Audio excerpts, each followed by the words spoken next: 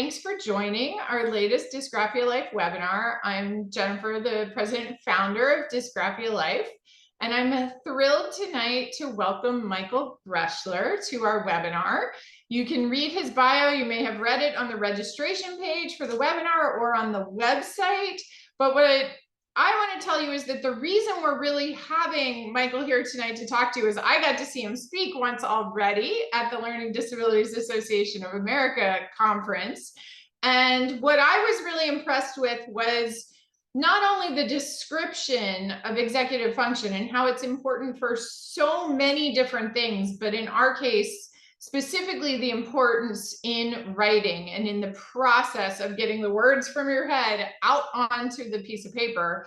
But what he brought was not only the information about it, but also a lot of really practical take-home strategies and ideas of exercises and things that you could use in your daily life. So we are thrilled to have him here tonight from the SMARTS program to talk to us.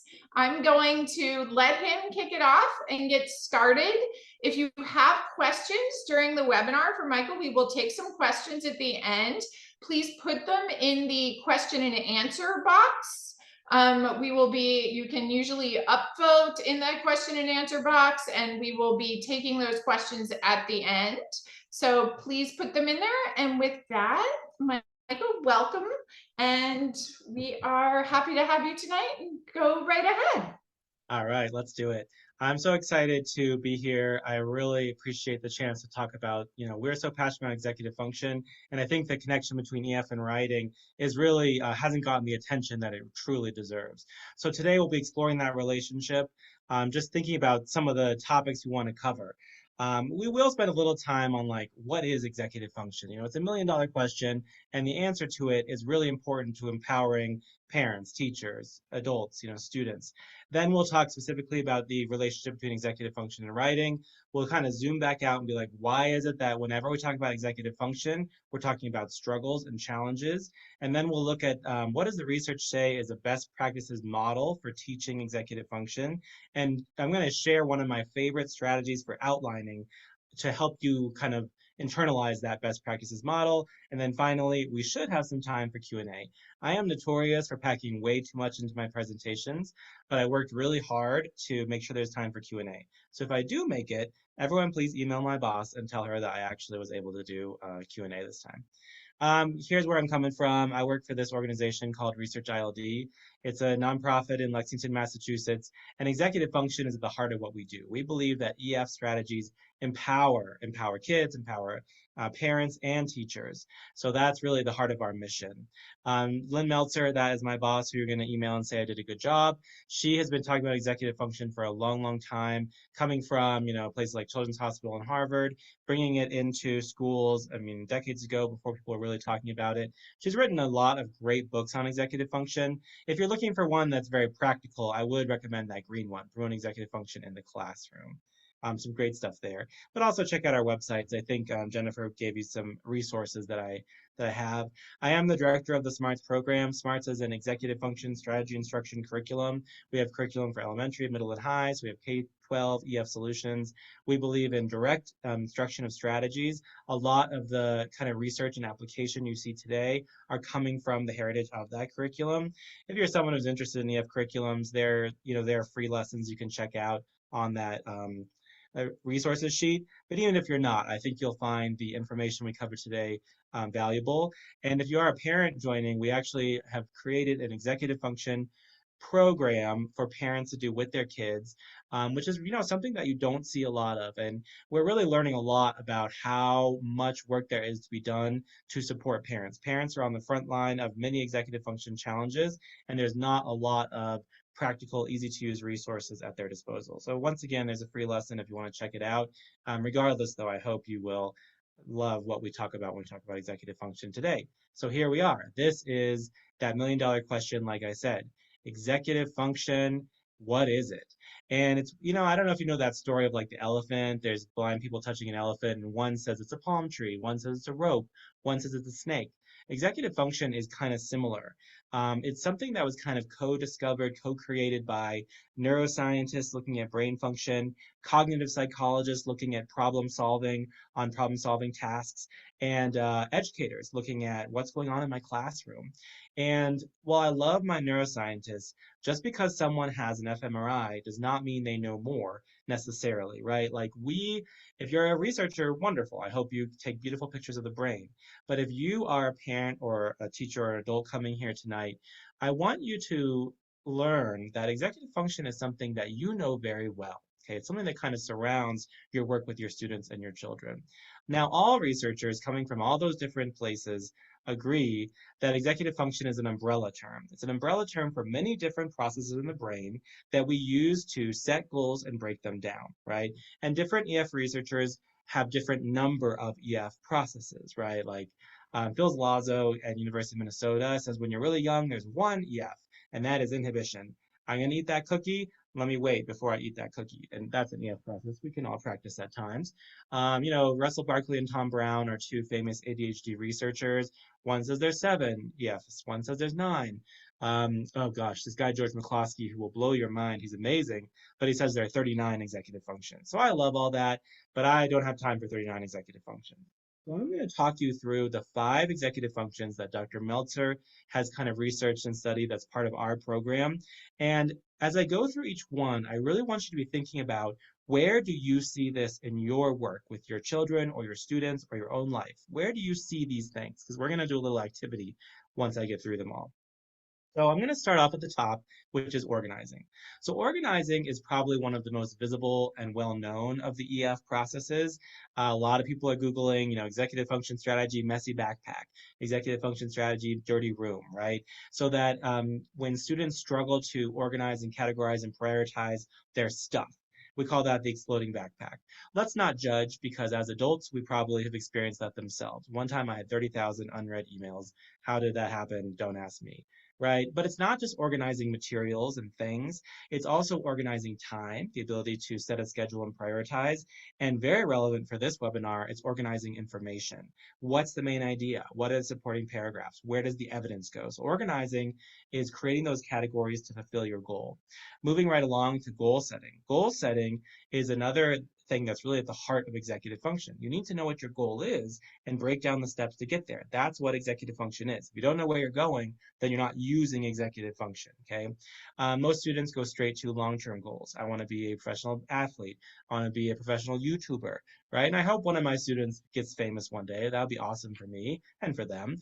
But when we do EF work around goal setting, we're trying to bring it into their life now. So what are the steps to accomplish what matters to you and how will you get there? And that can actually be very challenging for many students. Shifting flexibly. Dr. Meltzer says that shifting flexibly is actually the key because the gateway to all the other EF processes. Think about all the different times you need to shift during the day, shifting between, your morning schedule and getting to work, and then shifting your schedule when something goes wrong, learning a new game and shifting your strategy and shifting the rules. I think Dr. Meltzer really wants to highlight shifting between the way things were when you're in elementary school to the way they are in middle school to the way they are in high school. And that's something, and beyond. And that will come up as well as we dig into executive function and writing. Working memory, that's your brain's dial-up internet. For those of us old enough to remember dial-up internet, how much stuff can I fit? How much information can I fit on my whiteboard as I accomplish a task? Mental math is a classic example of working memory, but so is reading. Can you hold all the information that was in that sentence as you kind of comprehend it? Following directions, another classic working memory task. And the last area is self-checking and self-monitoring. We kind of include that there. Self-checking, I always tell my students, is like putting on a new pair of glasses. You did the assignment. Now look at it again with a different pair of eyeballs and see if you did it to the expectations of the assignment, right? A lot of students forget to put their name on it, forget to, turn the paper over, right? Forget to finish. When they say they're checking it, are they using a spell checker? And that's it? Are they going into sentence level, thesis level, etc.? And related to that is self-monitoring, which is a little more ongoing. That's like, what hat am I wearing right now? Am I wearing student hat? Am I wearing a friend hat, recess hat? Am I wearing, parent hat? Am I wearing, husband or spouse hat? That's one that can be a big challenge for students as well, to check in with themselves and make sure they're wearing the right hat. Okay, so you can see that those areas of executive function really hit a lot of the different things you might see during the day. And woven into that is this issue of metacognition and self-understanding. And I think I accidentally cut this slide from your handout. I added it a few minutes ago when I realized that, because metacognition is essential to executive function. If a student comes into my classroom and I say, hey, today, do X, Y, Z, clean out your backpack, X, Y, Z, and they do X, Y, Z without thinking, as if that's possible, that's not metacognition. That's just doing what you're told. So if we want students to be independent in their use of EF strategies, we need to be training their self-understanding. What works for you? This is a strategy that I like. Now you try it. Did that work for you? Why or why not? What are your strengths and challenges? Because without that knowledge, it's not really that independence that's the hallmark of an EF strategy. Okay. So I know I talk very fast, and that part I really zoomed through. There is a link to a webinar that goes in greater depth in the additional resources, okay? But I want to pause now and kind of put that back onto you.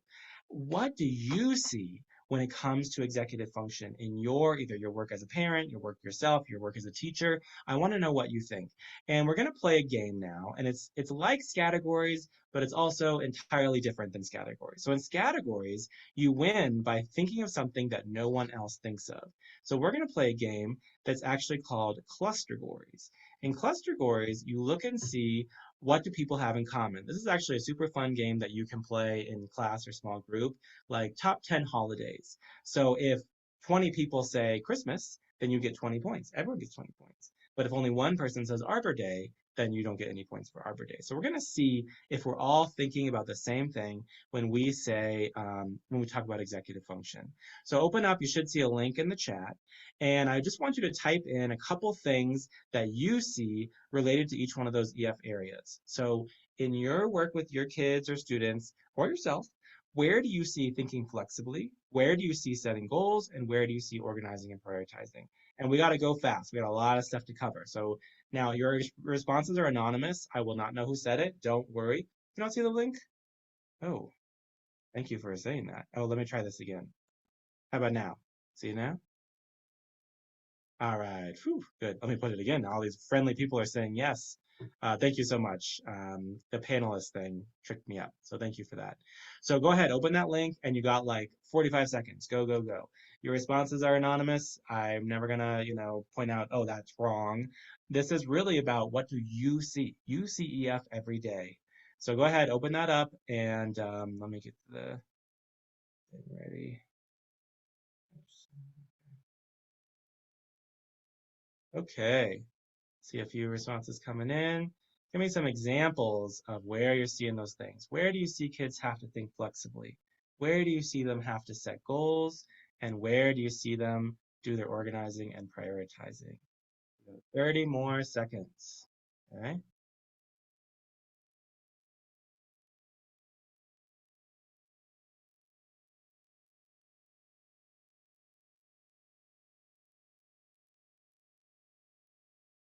All right, 10 more seconds.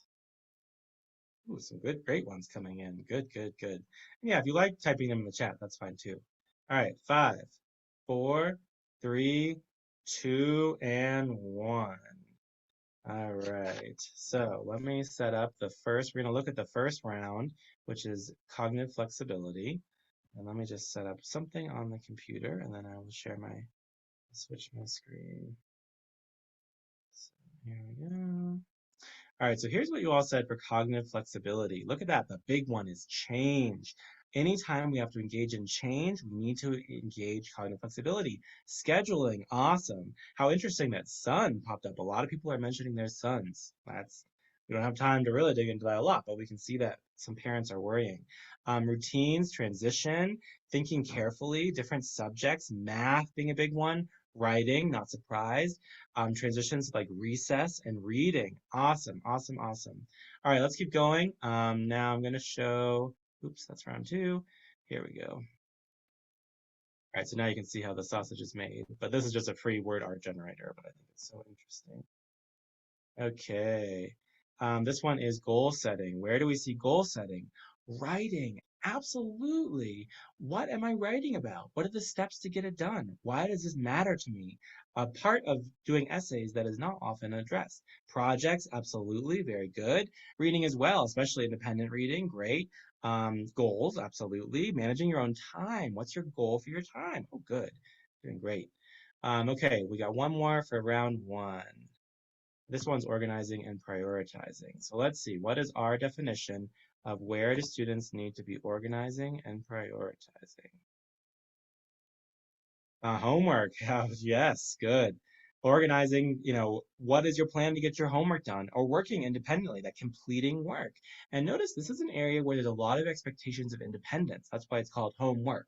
But we know that a lot of students really struggle with that. Writing again, organizing your approach to explaining yourself in an essay or paragraph, making plans, absolutely. Yeah, completion, great, great, great, great. Okay, good job on round one. You all are doing awesome. Let's do round two. Okay, so same idea.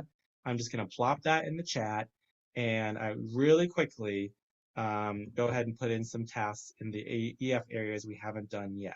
Okay, so you're going to give me working memory, self-checking, and self-understanding. Where do you see your kids, students, etc., dealing with those EF areas?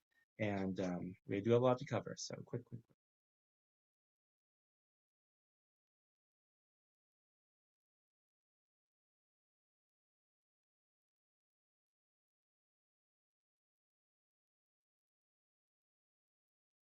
All right, see if you coming in. Let's give it 20 more seconds. This is just a little activator. We're not going too crazy.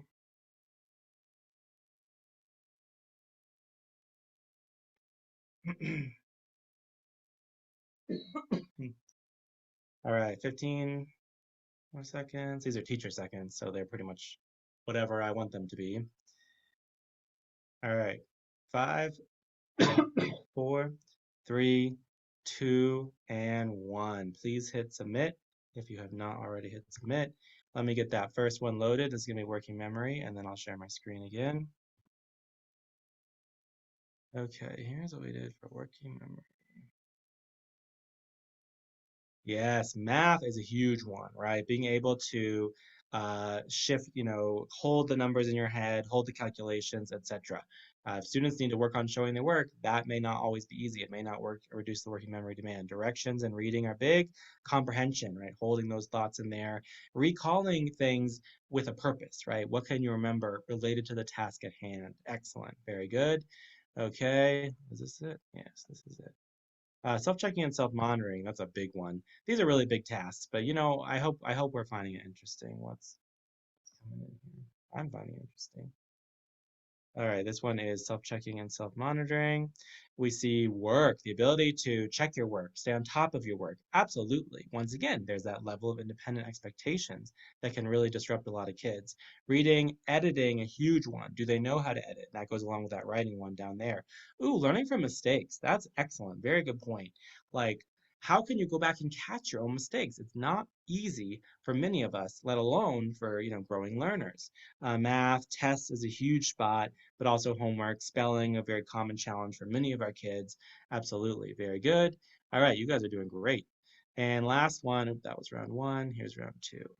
This one is self-understanding. I always find this one so interesting because it's so important, but where is it taught? Where do we directly hit that self-understanding during the school day or at home?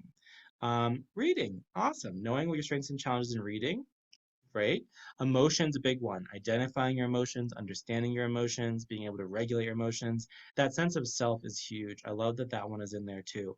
That relates to understanding. It relates to accomplishing goals and your homework, regulation, absolutely self-regulation being big. Excellent. You all did a really good job on your first round of cluster Gories ever. So I encourage you to play cluster Gories on other tasks as well, not just executive function.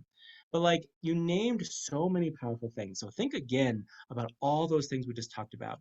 You can see executive function happening or not happening on those tasks. You can see if kids are able to navigate the steps or get stuck. And you can also see how fundamental the ability to organize and shift and use your working memory and check and know who you are would be on those topics, right? Because executive function doesn't just happen in a vacuum.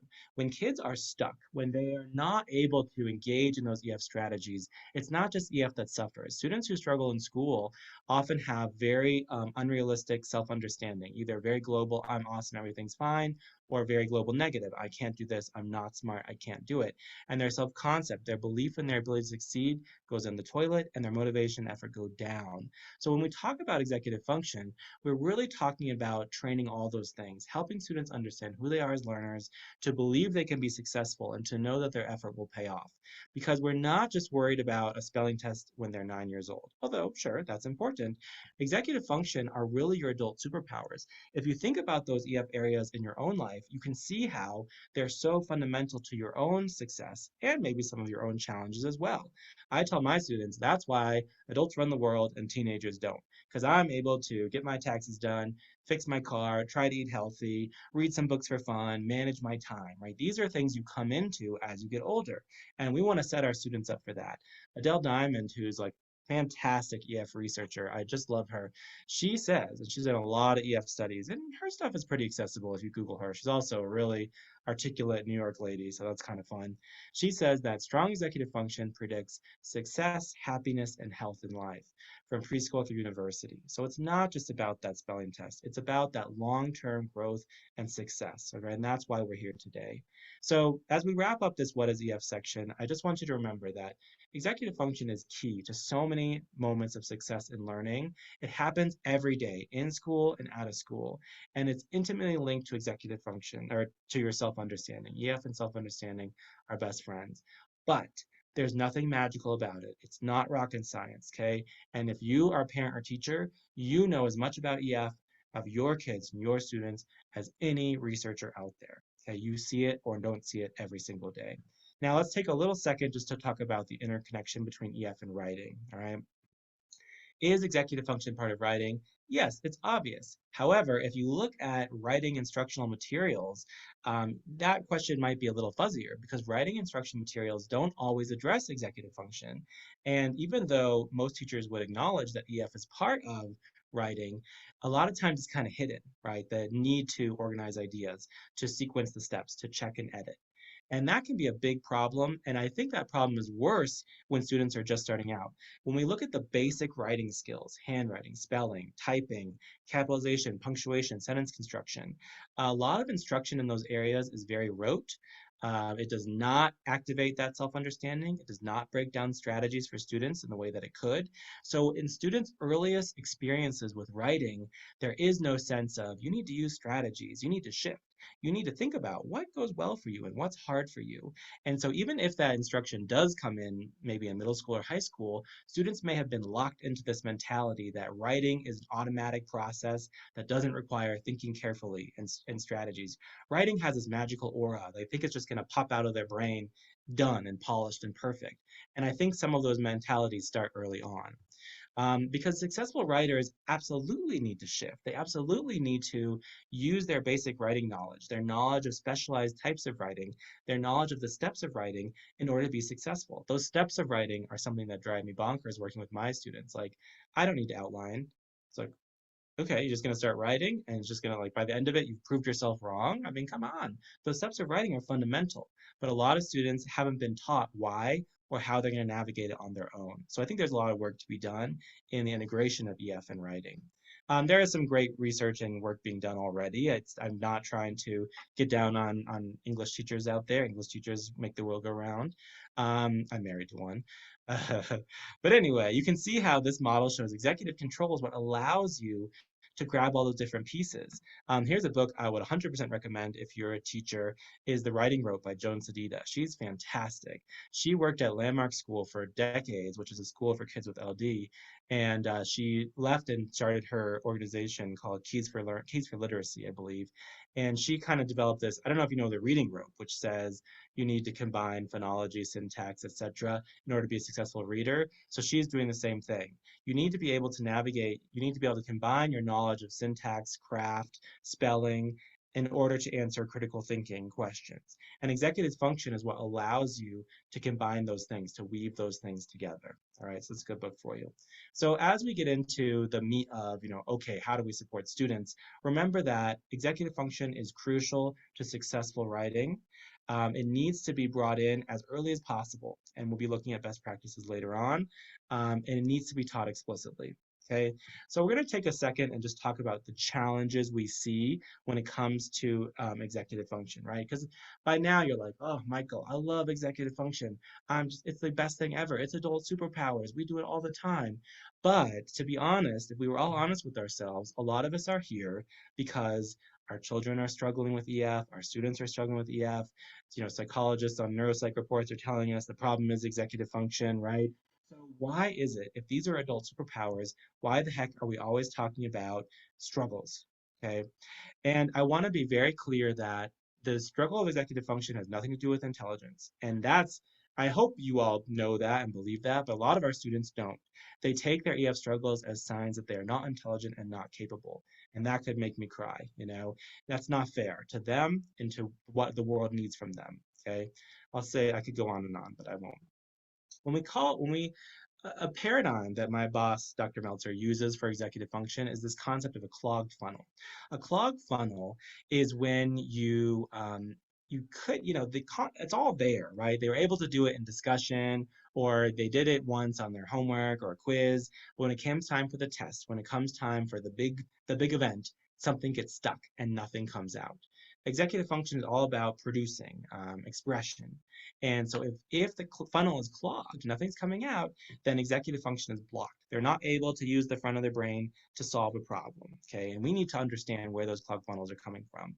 So when I first was doing executive function trainings, people would say, well, what's reasonable, right? Because if I asked my niece, who's 9, to plan our upcoming vacation, she couldn't do it. 9-year-olds can't do that. If you ask an 11-year-old to do your taxes, good luck. They can't do that. I mean, maybe some can, but that is not good tax advice, okay? So what's reasonable? Executive function, like anything we learn, develops along what's called the zone of proximal development. Everything starts off as can't do yet. Babies cannot tie their shoes. They still make shoes that have laces on them for babies. The baby's not the one tying it.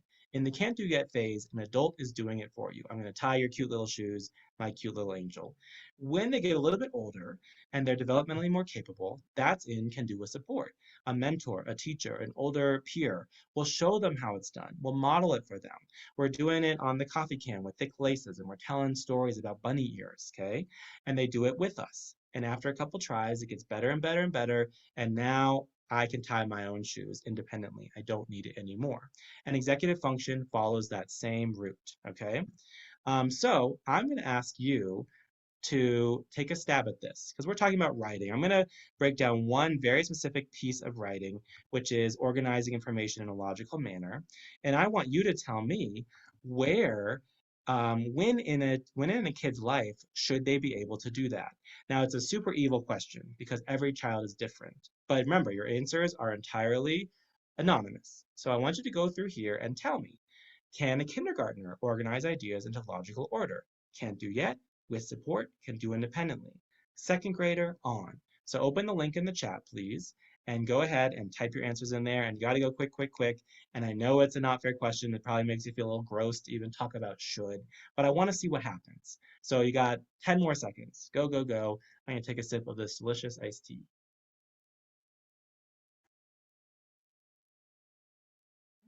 Good. Some responses coming in. 5 more seconds. Don't think about it. Just put it in.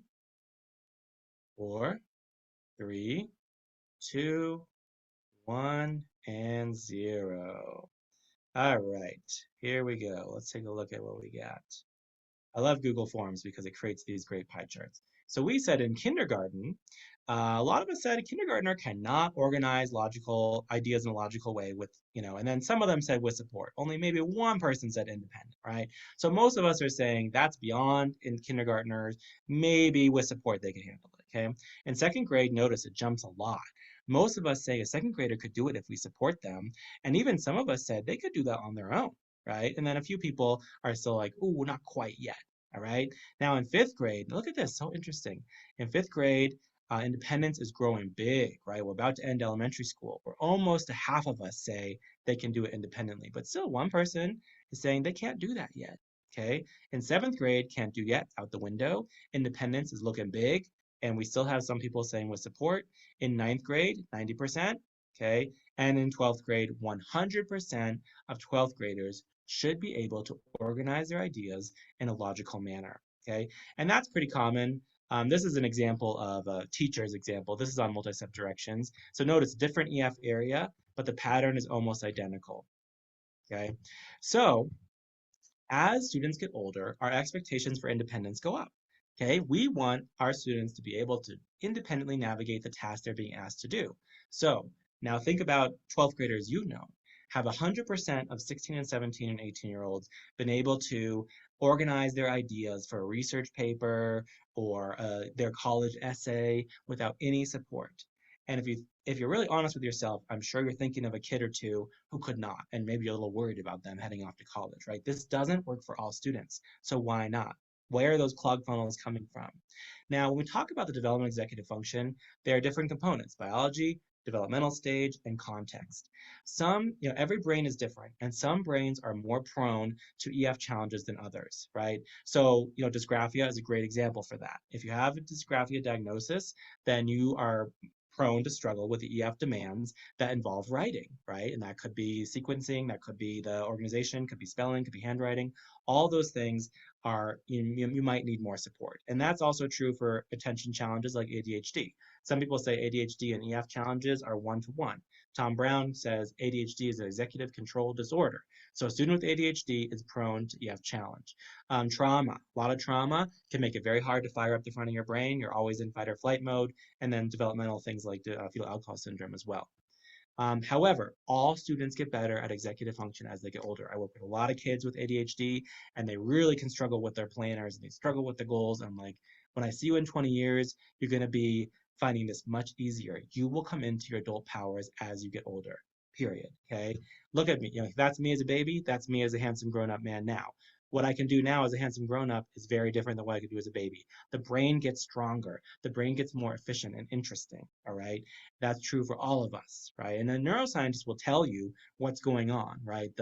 There's things called synaptic pruning. There's things called the myelination of the axial sheath and a shift between gray and white matter. And that stuff is so interesting and so worthless if you are a teacher or parent, because you can't see into their brain. You can't be like, oh, yes, the myelination of your axons is looking pretty good today, Timmy. You don't know. You don't have an fMRI, right? So instead of looking at that, let's take a look at what we can see, which is the context around them. If you look at the two ages in life where EF takes a major leap, one is toddlerhood into childhood, and the other one is onset of puberty into young adulthood. So 3-ish, 2, 3-ish to 6, 7-ish, and 10, 11-ish, all the way up to 28, 29-ish. Then once again, depends on things like gender or whether you have ADHD, your brain development's different. But if you think about what happens in context, what changes in your environment when you become a toddler? Now you can toddle off away from your caregivers. You can find your own adventures and stick it in your mouth and learn from it. You can play games. You can learn new games. You can change the rules and get mad when someone breaks the rules. You can make up stories. You can make up lies. You can imagine the point of view of someone else. You can deal with consequences when you break the rules, right? All of those things are feeding your executive function, right? How about onset of puberty? Now you're in middle school. Now I've got 6 or 7 different teachers. Now the tasks are getting harder. Now you have a social identity separate from your family. You can get a job. You can imagine your future job. You can, take challenging courses like algebra and political science, right? So the context is feeding your brain the chance to learn executive function. However, both of those are ages where we kind of lose some kids sometimes, especially in middle school. A lot of kids go to middle school, they say, I used to like school. I don't like it anymore. I used to be good at writing. Now I'm not good at it anymore. So what's going on in the context? If we look at the type of assignments that you're given and when it comes to writing when you're really young, they have a lot of scaffolding. Here's a spelling test that could be for like a third grade-ish class, right? Notice that there's clues on top for how to do it. There's strategies with review built into it. The writing is very large. The box to write in is very large. It's something that an adult could easily help you with, and that might be okay. Now I'm in middle school. The writing has gotten teenier. Okay, the expectations have gone up, but there's still some scaffolds. But notice that I need to use more of my brain now. I need to not only be spelling things right, but be persuasive argument and understand counter argument and understand pros and cons. But there are still some scaffolds built in there. I love how there's that pro con seesaw to really help me visualize the type of information I'm looking for. Now I'm in high school. Look at these prompts. All the scaffolding is gone. The level of sophistication is way up. All right. So if a student was able to do this writing task and not this writing task, does that mean they're not good at writing? Or does it mean that they haven't really learned the strategies they need to independently navigate the demands of the task? Okay. So, we can't control our kids' biology and their brain. We can't control the developmental stage. We can't control the context they're in. So to support students' EF development, we need to match demands with strategies. If I teach strategies to break down these prompts and to sort through and to find the right evidence and I teach that explicitly, then all my students are going to be more able to handle that high level task. So we need to show what success looks like. A lot of times challenging academics have built-in assumptions of what kids can do. If I show what success looks like and help kids reflect and internalize, then they're going to develop the EF strategies they need. Okay, so when we look at these clogged funnels when it comes to writing or something else, we should be looking at the context around the kid. Has the child learned what success looks like? Have they had a chance to practice it? Do they know why this strategy will help them or not? And so we're going to get into that next section now. I'm doing okay on time. I'm a little 5 minutes past. But this is the part, this is where it gets good, right? Now you have scared you and you're like, oh, these EF challenges are everywhere. But all students can be taught the EF strategies they need. And there's actually a ton of research that supports the model I'm about to show you. So this is what's called a direct instruction model or guided release. We did not invent it in SMARTS, but Adele Diamond and many researchers have said this is the way to help kids navigate executive function. There's a lot of resources out there, including like some brain training games. Don't do that unless you got time and money to spare and your kid thinks it's fun. But if you want to improve kids' EF, here's how you do it. Activate, model, independent practice, reflect, and extension. We're going to go through all those steps together, okay?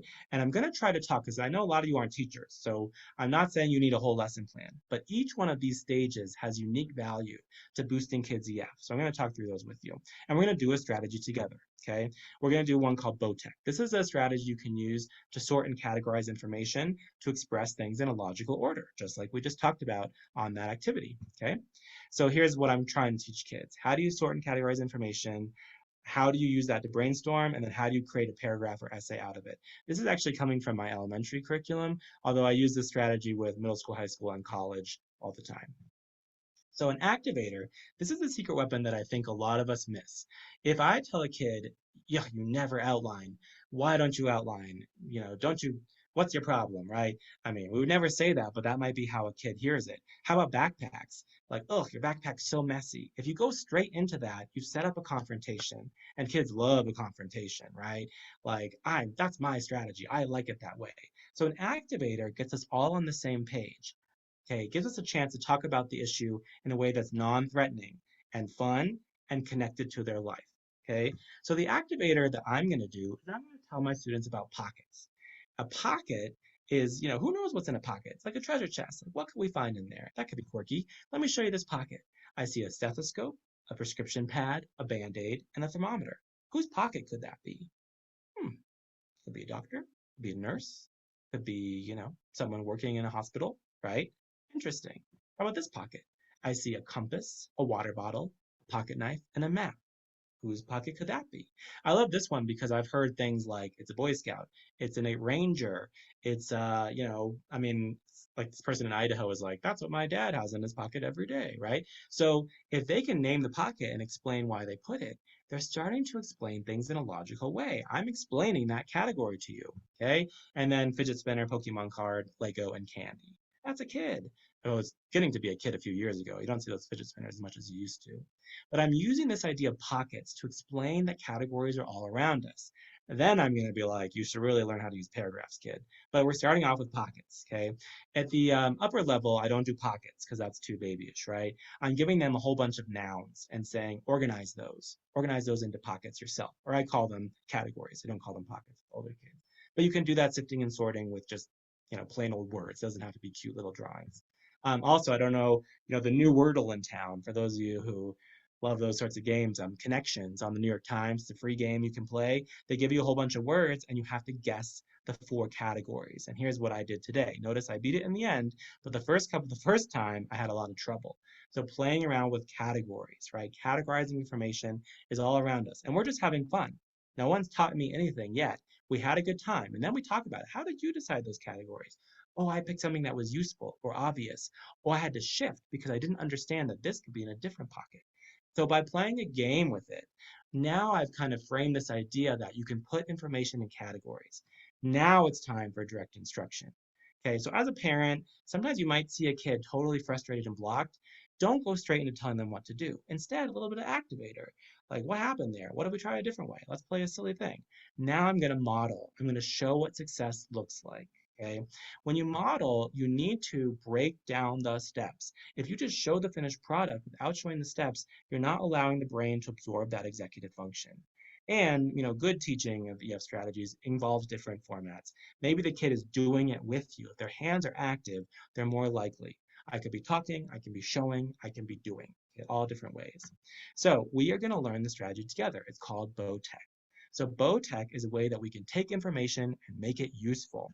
So BOTEC is an acronym. It stands for Brainstorm, Organize, Topic, Evidence, and Conclusion. Okay, I can't tell you how I've used the strategy so many times. It's so useful. You can use it to organize a presentation. You can use an essay, a paragraph, just picking your favorite, I don't know, Christmas gifts. Okay, so we're going to go through the steps of BOTEC.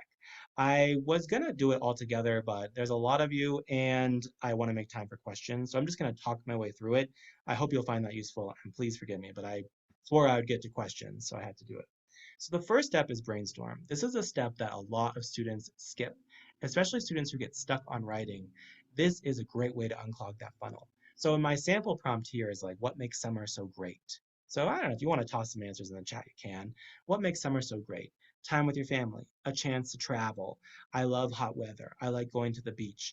It's funny to do this in schools because you have administrators being like, we save money on air conditioning. We can polish the floors. We're mandated, the teachers union requires us to, give them a break now and then, right? I can do my own reading. I can learn to meditate. I can sleep in, right? Just all of those ideas. Just, barf them out. Sorry to use graphic language, but just get them out. Even if you think they're bad, just get them. Go, go, go, go. Don't worry if it's any good. Just put it down. Oh, I see some things in the chat. Yeah. Oh, watermelons, fresh produce.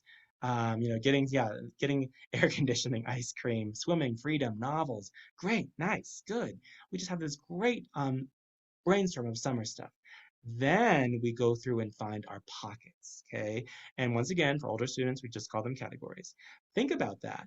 Time with people you love, delicious food. You guys are really making me, I want to go to the farmer's market now. And like enjoying the temperature is one that came up a lot.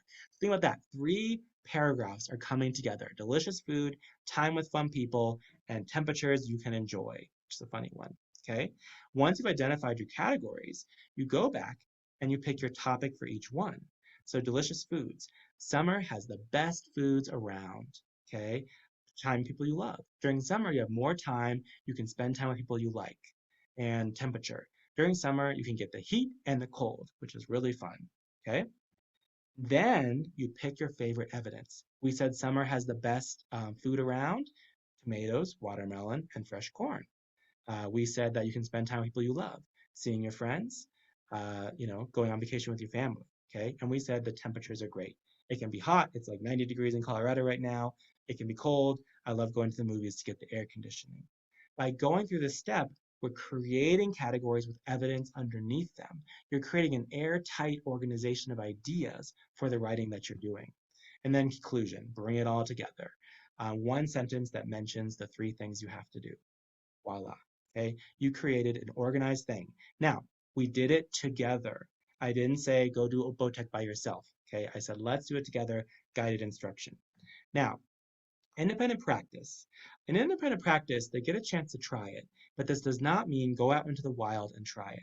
It means you're going to try it with me around, but you're driving the bus. So you might scribe for the student, you might have them lead you through the acronym, but you still do it together. when you want kids to try EF strategies, you should set them up for success. And that requires just practice the strategy we just learned. Don't go off into the wild and be like, the teacher was mean. I didn't understand the book. There's so many things that can go wrong. So instead, let's just practice it together. Okay. So it's targeted. It has scaffolds built in. Maybe I give a kid the BOTEC summary so they can look at and see where they are. Why should they have to have it memorized? And once again, there's different ways to show what you know. This is about organizing ideas. So if you have a kid who hates handwriting, they should be allowed to do it out loud. Why am I going to make them handwrite it and practice organizing ideas? Let them use the format that's appropriate for them to practice the strategy.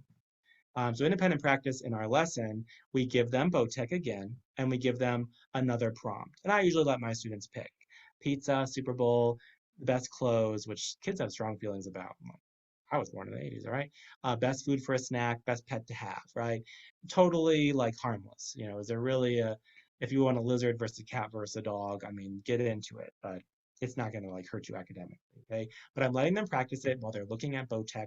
They're talking out loud. I could scribe for them, or they can do it on their handout themselves. We talk it through at the end. We all have a good laugh, okay? Now, we're not done yet. Reflection is really crucial because they did it once, like that was fun, ha ha ha. And then you bring it up again, like, what are you talking about? I don't remember that. Reflection is what lets the kid take ownership or not take ownership. Say, no, I didn't like that. Reflection is essential. That is what leads to the long-term growth in executive function. Now, reflection, there's 3 pillars of self-understanding, okay? 3, that's it, only 3. What are you good and bad at? How did you do? What will you do differently next time? Kids are so used to being graded by others, but if they can get a chance to reflect on their own performance, that's where the real learning happens. What was good? What was hard? How did you do from your point of view? What will you do differently next time? That's it. Here's an example of what we do in SMARTS. So we do part A, part B, strategy plan, strategy reflect. Part A, what is your strategy and why did you make that choice? I'm going to use BOTEC because I think I'll get a good grade. I'm actually just going to make a checklist from the assignment sheet because my teacher did that. It was easier. Okay, that's part A. Part B, how did that go? Oh, it did not go well at all. It took forever. Or it went pretty well, but it took, I actually didn't get the grade I thought I deserved. We have to do, plan and reflect. And that's where that self-understanding comes from. Now, I know a lot of your parents, I'm not expecting you to do this religiously all the time, but asking those questions, especially before something that could be challenging, and then following up, it sends that message that your perspective matters and your point of view matters. And that is really where the spark of EF can grow. Okay, this stuff doesn't get better overnight, but doing that reflection is where you start to see that ownership come in. Also, I will make a quick plea for extensions. In EF research, there's this thing called generalization, which is I taught the strategy once, and then the next time I saw the kid, they applied it to their bio homework. Who taught them that? There is some research that says that generalization is a myth. Whether it's a myth or not, it sure doesn't happen very easily. We need to build bridges. So if you see the kid working on a speech, like, oh, do you want to use BOTEC for that? They're not going to build that bridge on their own. We need to kind of provide prompting and help them see examples where that could go. Extensions are meant to be short. Some of this language is more for teachers, but extension is just a short thing. I'm not going to teach the whole lesson again, but I'm helping them see those connections. It's short, it's easy, and it works for the kid. It's adapted to how they learn, and they can see the benefits, okay? Here's a few extensions. Give them a junk drawer. Here's a whole bunch of stuff. Give me categories. Give me a new category. Give me a new category. Look for categories in the mistakes you made. Oh, you didn't do very well on that test? Do you see any categories? Oh, man, I keep misspelling this kind of word, or I didn't check my work. It's a great way to kind of analyze that. And BOTEC for projects is such a no-brainer. This is a student of mine who's a 10th grader. He had to do a project on the Harlem Renaissance. Hates writing, hates research, and really super smart. So don't try to argue with him because he loves proving you wrong and you're going to waste a lot of time and energy. I have tried. He always wins. So instead, I'm like, you got a project to do? And what we ended up doing is we actually this is Google Slides. We made the topic of the slides first. So we brainstormed a whole bunch of things, but he didn't want to write anything down. But this is a bio of this woman, Angelina Weld-Gremke, who is a figure in the Harlem Renaissance. So he made the slides, early life, education, Harlem Renaissance. When he saw the empty slides, he's like, all I got to do is put facts in there. Voila, the project will get done. So BOTEC is something I really wanted to share because you do it with a student. I mean, we just spent 10 minutes doing it, and we outlined a perfect essay on success in the summer. It's so easy for the student to see the value. They walk away with an organized plan. It's something that doesn't take a lot of brain power. And then voila, look how great this project is. You made it look great. You got a great grade on it. So I every time I show these smarts lessons to parents, I really want to reflect that it's not your job to be teaching, whole lessons necessarily, but thinking about moments where the student is open to seeing that strategy and modeling that success, or modeling your own process on related topics can be really useful. All right. I know that parents are really at the front line of this stuff. You have the hardest job, in many different ways. So don't think that if you can't get through all this with your child, that's like a problem with you or a problem with the child, right? But this is what success can look like, and these are the components of what the research says is the best model. So I'm so proud. We are going to have time for questions. But before I do, I just want to make one more plea. The real secret to EF success is really developing that nuanced self-understanding. So many kids who struggle with executive function have very global and hopeless views of their abilities. Finding time to really get them to practice identifying their true strengths, the true areas of challenge, like I'm bad at writing. And they might struggle with pieces of it, but they might have strength as well. And reflecting on how they did and making plans. That is life changing. So finding time to consistently ask those questions could really change your kids' lives. Okay. All right, let's do questions. So I'm gonna stop sharing so you can see my face more bigly, and we have some time. Let's do it. And I'm coming back on to moderate questions. So the first one, which we got pretty early on, and you sort of said you don't do this that much, but I'm also curious about your answer to this. A lot of dysgraphia kids use a lot of assistive technology. So one of the questions was, is there any assistive technology or apps or anything like that that help with executive function that you do recommend using?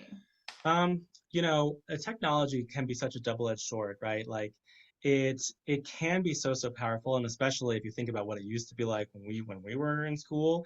However, once again, if we're going to teach technology, the steps for success need to be so clearly modeled. I've had students who like audio books, they just love it. It's so powerful, they take to it like duck to water. But some students should be taught how to use audiobooks, right? So when it comes to writing, my go-tos are actually PowerPoint and Google Slides because you can create a new slide, new topic. What's that one called?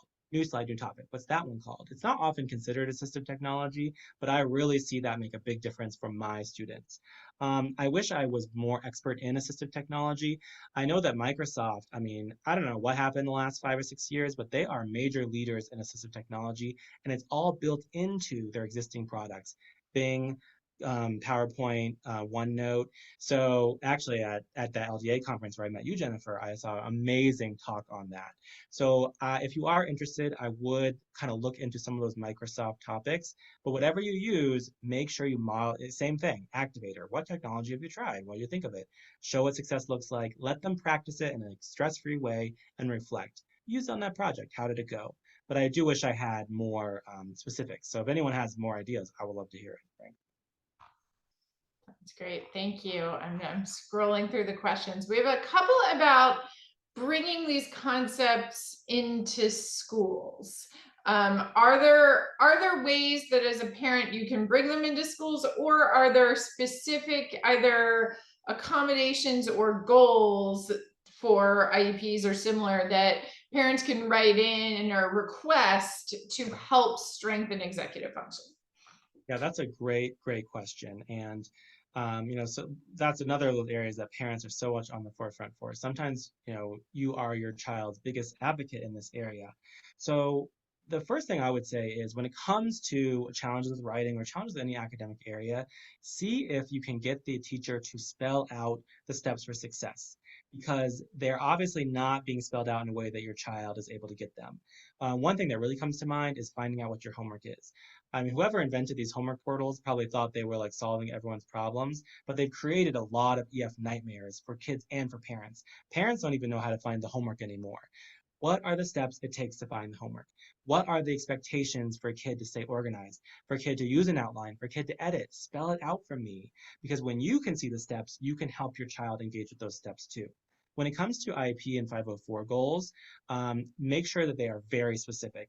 If anyone says they have an EF goal on the IEP and that's all it says, I mean, I'm not saying contact a lawyer, but that's worthless. That's garbage because every kid, what does it mean? Spell it out.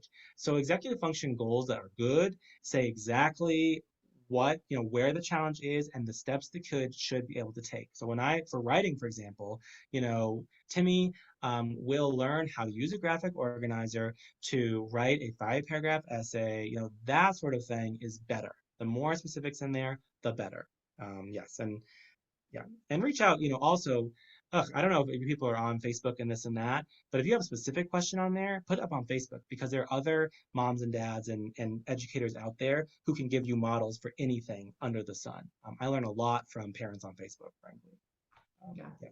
Absolutely. And I love the example of really specifically laying it out because we have some examples of IEP goals too, and always say the same thing about that explicit instruction really can make a huge difference.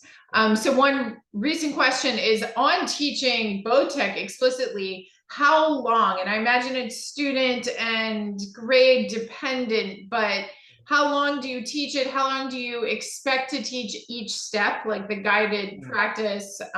In this case, they were talking about a special education setting, but in general, how do you gauge for a particular student when they're ready to move on?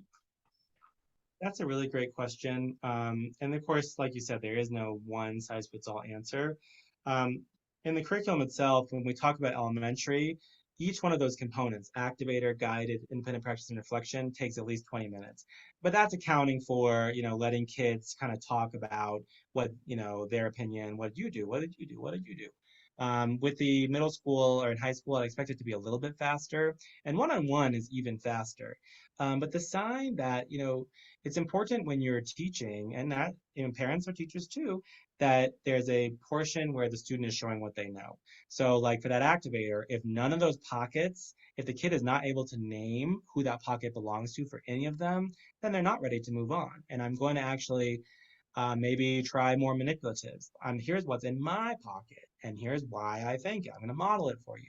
So they're ready when they're able to express something that is on target. It doesn't need to be as sophisticated as you because you're a fancy, handsome adult, but they need to be able to express something back. And that's the sign that we can go on to the next one. But also remember, that generalization is not automatic. You did BOTEC, they loved it. And you're like, okay, let's do it on that history project. I'm like, what do you mean? You may still need to be scaffolding it even after that full exposure. That's totally normal, actually. That's great. A couple questions about the resources. You already provided a resource document, which we have posted. So that is one place to find good resources. We are going to post, along with the recording, all of the books and things like that that you mentioned. We'll put links up there to that. So everyone will be able to access those.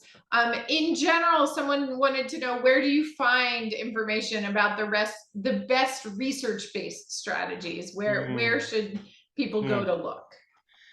I think it does depend a bit on your role because, like the best research on EF is being done by researchers in universities, but they're writing it for each other. Like even I read it, I'm like, what? And for parents, I mean, my Lord. Although you can actually put that stuff into AI and be like, tell me, so summarize it for me. So you can do that.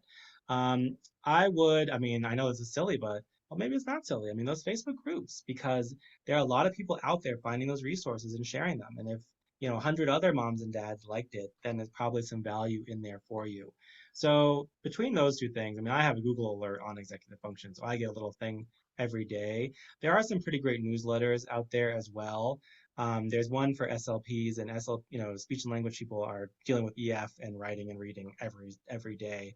It's called, I think it's the something SLP. Tell me, Jennifer, I'll email you about it.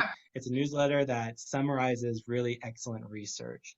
So let me see if I can find that for you. That's a good one. That sounds great. And there was an SLP question about where do you suggest that you start with students who have speech language disorders to think about EF? That's a really important one, because the challenge is, and you see this with reading and writing, like if I'm dealing with a eighth grader and they have a severe, writing impairment, and we need to go back to like putting, letters together to spell a word. No, no, no. That kid needs to be dealing with age appropriate content. It's really important. So that's where assistive technology comes in. So I'm not an SLP, but I have good friends who are. That's where I learned about that newsletter. Whatever they're doing, they need to be looking at similar stuff as kids their age. That's really crucial. As far as the EF part of it, I think the level of support just depends on how much independence they can have. But whatever you do, don't forget the reflection. So it's not a great answer because I don't necessarily have the same training as SLP, like articulation and stuff like that. I'm not trained in it. But I do know if we want to keep that spark alive. So that means looking at the same level of content in some format as their peers and reflection. What do you think of that strategy? Would you want to use it again? What will you do differently next time? That is a game changer across whoever you are working with kids. Great. Well, thank you so much, everyone. We're going to put a really quick poll question into the webinars just to ask about how you thought it was and if you'd recommend our series. We want to thank Michael Greschler. This was fabulous. Lots of questions, lots of engagement. Thank you so much for speaking with us tonight. Again, we will send out the recording in about 7 days, along with all of the resources that were provided, and the handouts are already posted. So thank you to everyone, and I hope everybody has a great night. Lots of clapping in the comments. Oh, wonderful. Thank you Thank all you. so much. All right.